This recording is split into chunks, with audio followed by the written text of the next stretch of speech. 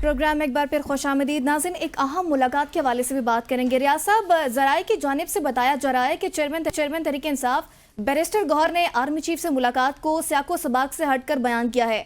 मुलाकात में कोई सियासी बातचीत नहीं हुई। आपके नज़दीक हकाइक क्या है? जी।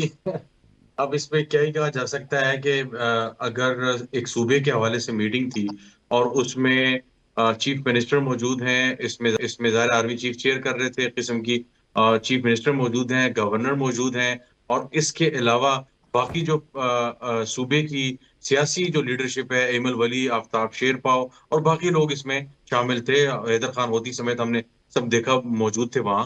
तो वहां पे बैरिस्टर गौहर क्या कर रहे थे? बैरिस्टर गौहर सिवाय इसके कि एक पश्तो स्पीकर हैं, वो कभी खैबर पख्तूनख्वा के मसाइल के हवाले से सियासी तौर पे हमने कभी मुतारिक नहीं देखा। उनका कोई सिलसिले में कोई काम नहीं है।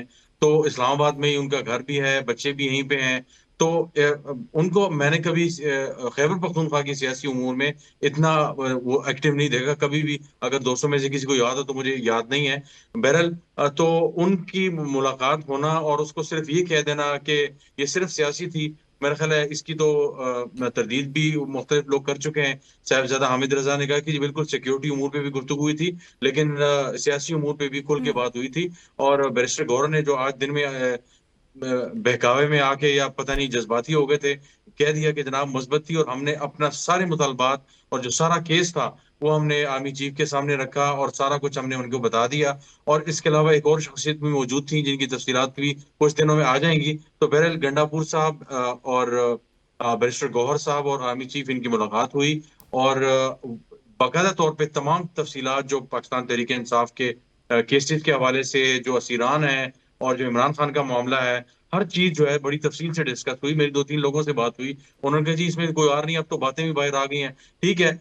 इसी तरह एक जमाने में जुबैर उमर की जो मुलाकातें जो होती थी जनरल बाजवा वगैरह से, वो आई थी तो आईएसपीआर की तरफ से भी तरदीद आई थी। तो बहरहाल मेरा ख्याल है कि पीटीआई अगर जरा मुहतात रहती तो बेहतर होता। लेकिन आज बहरहाल उन्होंने अपने जो सारे पत्ते थे वो एक किस्म के शो कर दिए।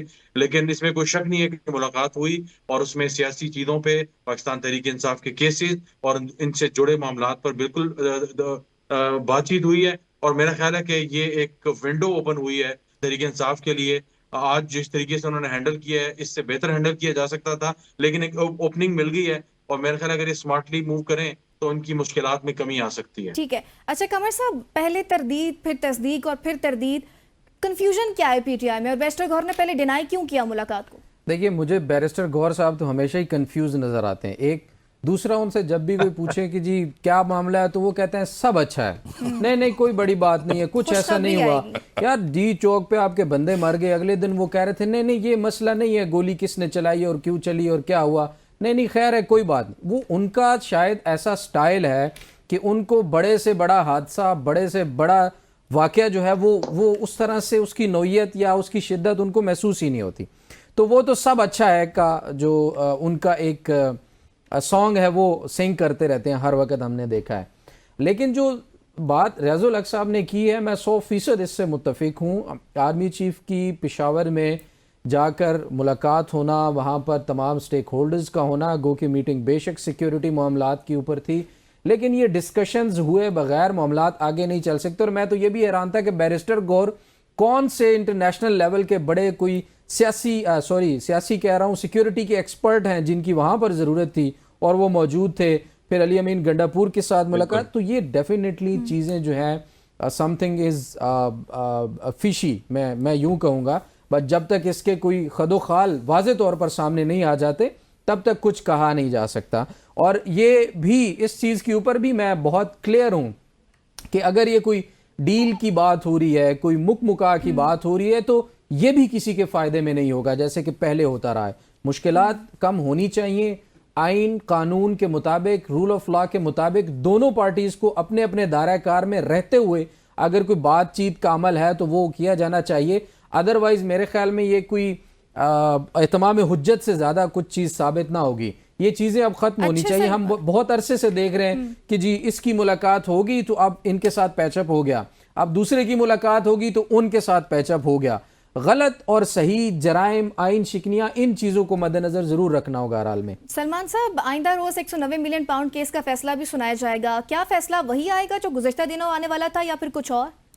गुज़श्ता दिनों क्या फैसला आने वाला था? सबको पता है, हुकूमती वज़रा मुझे खुद बता दें, आकर कहते रहे मुझे तो नहीं आइडिया, जरा बताएं।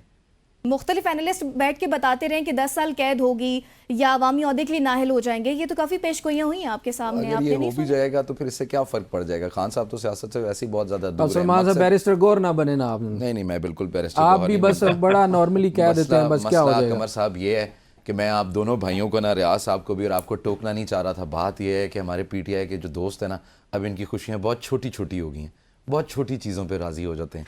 कहाँ मैंडेट की चोरी की बात, और अमेरिका ने मुदाखलत की है और इन्होंने हमारे पाँव पकड़े हुए हैं, और अगस्त के एंड के अंदर खान बाहर आ रहा है, वहाँ से अब सारी चीज़ें छोड़ गए। हम मैंने छुड़ाओ कोई किसी तरीके नाल असी ईरान की बात करो बाहर निकालने की। इनको पहली चीज़ तो ये है कि इनकी खुशफहमियाँ हैं।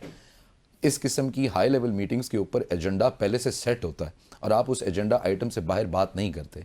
ये मीटिंग सूबे की सूरत हाल और सिक्योरिटी के दरपेश मसाइल के ऊपर थी। आपको पता है अफगानिस्तान के साथ जो हमारे मामलात चल रहे हैं और जो बाकी आपके पास बॉर्डर के ऊपर जो टेंशन है वो बहुत ज़्यादा एस्केलेट कर गई हुई है।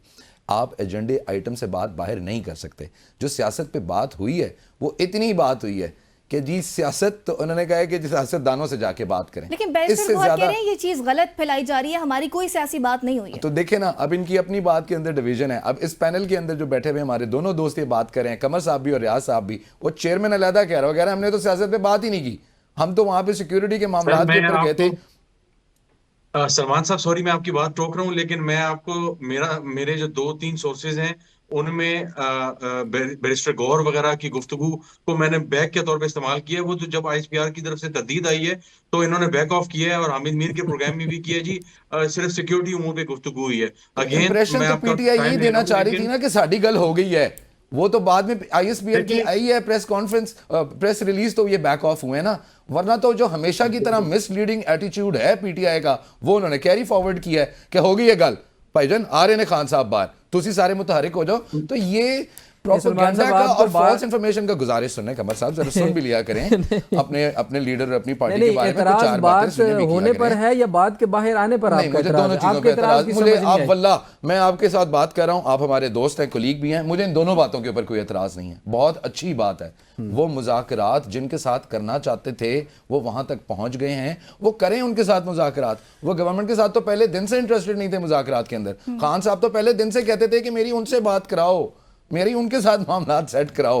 बात तो हमेशा ये है ना कि फौज की नौकरी किसने अच्छी करनी है। खान साहब तो ये और भी खान कह रहे हैं साहब कि का- मुझे अरे डील नहीं, ऑफर नहीं, की है, नहीं, वो भी नहीं, मान लेते। आपके लीडर खान साहब का बनीगाला ट्रांसफर एतराज करने ये है की। कि मैं नौकरी इतनी अच्छी कर रहा था, मैं बूट इतने अच्छे पॉलिश कर रहा था, ये आप नवाज शरीफ और मियां साहब के साथ, आपने शहबाज शरीफ के साथ क्यों हाथ मिला लिया? उनका दुख ये है, उनका दुख ये नहीं है कि वो एंटी एस्टैब्लिशमेंट है। अच्छा, उन्होंने इमरान ये किया कि साहब मेरी इसमें बारी दो तुसी point- क्यों खत्म करती है? मैं खेड रहा सी अजय, तो मैं फॉर्म विच आया सी, 10 साल का मैं प्लान ठीक है। बनाया सी, तो तुसी इमरान मेरी साहब- बारी खत्म करती 4 ठीक है, साल सलमान बाद साहब, ही। ये उनका दुख है। सलमान साहब कन्फेस कर रहे हैं कि सलमान साहब कन्फेस कर रहे हैं। माफी, बहुत कम वक्त है, इमरान साहब का पॉइंट लेना चाहूंगी। इमरान साहब, इमरान खान ने अडाला जेल में कहा है कि मेरे से अब यहाँ जेल में ज्यादा देर मुलाकातें नहीं होंगी क्योंकि मेरे पास एक मैजिक बॉल है जो मुझे पहले ही बता देती है। ये किस मैजिक बॉल की बात हो रही है?